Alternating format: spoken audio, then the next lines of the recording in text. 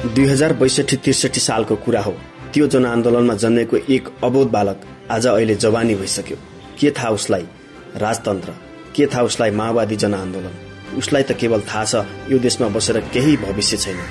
उसको मनले सोचिरहेछ, मेरा बाजे एमाले भन्दा अरू कुरा गर्दैनन्, पल्ला घरे मास्टर माओवादी भन्दा अरू कुरा सुन्न चाहन्न, ती मजदुर गरेर खाने कान्छा अङ्कल कांग्रेस नभए देशमा विकास हुँदैन। हो, ऊ वाक्क छ गाउँमा यस्ता कुरा सुन्दा, तर ऊ भोट दिने उमेरको भइसकेको छ।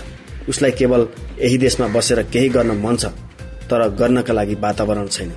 अब ऊ परिवर्तन भएको हेर्न चाहन्छ। विगतमा कसले के गरे भन्दा पनि अब कसले गर्न सक्छ भन्ने सोचेर मन परिवर्तन गर्दैछ। केवल उसले सोचिरहेको छ, भ्रष्ट दलाल र भुरेटाकेरेहरूलाई टुकुचामै गाडी दिने सोचमा सहमत हुँदैछ। केवल ऊ परिवर्तन भएको हेर्न चाहन्छ, किनकि ऊ भोट दिने भइसकेछ।